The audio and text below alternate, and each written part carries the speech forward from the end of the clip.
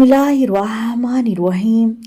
आज मैं आपको इस्लामी तरीके एक ऐसे वाक़या के बारे में बताने जा रही हूँ जिसने हक़ और बातिल के दरमियान फ़र्क को हमेशा के लिए वाज़िया कर दिया। ये वाक़या मदानी करबला का है। 61 हिजरी में जब जुल्म और नाइंसाफ़ी आम होने लगी तो नवासा रसूल सल्लल्लाहु अलैहि वसल्लम हज़रत इमाम हुसैन रदी अल्लाह ताला अन्हु ने हक़ का साथ देने का फ़ैसला किया।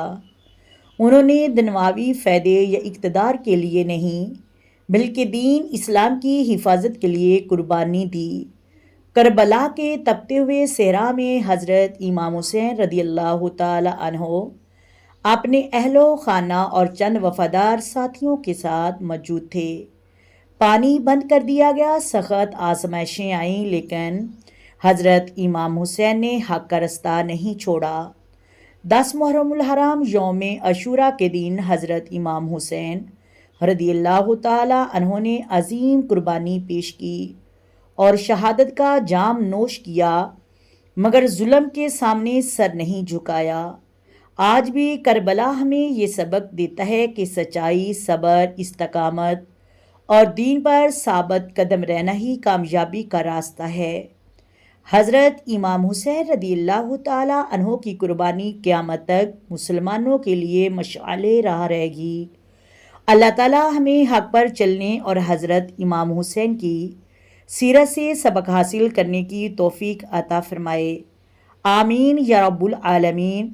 वीडियो के आखिर में अगर हज़रत इमाम हुसैन रदी अल्लाह ताला अन्हु से आप मोहब्बत करते हैं तो वीडियो को लाइक करें और चैनल को सब्सक्राइब करना ना भूलें। करबला सिर्फ एक वाक़या नहीं, हक़ के लिए कुर्बानी का नाम है।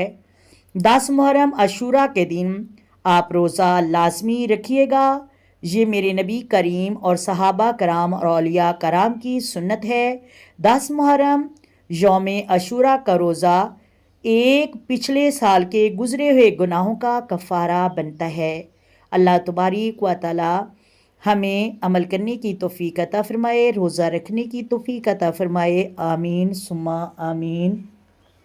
आए मिलकर आका दो आलम नूर मुजस्सम सरवर कायनात सल्लल्लाहु अलैहि व आलिहि वसल्लम की ज़ात पर दरूद व सलाम के नजराने पेश करें। अस्सलातु वस्सलामु अलैका या सय्यदी या रसूलल्लाह। अस्सलातु वस्सलामु अलैका या सय्यदी या नबी अल्लाह व अला आलिका व सहाबिका या सय्यदी या मुहम्मद रसूलुल्लाह। मोहतरम नाज़रीन, अल्लाह हाफिज़।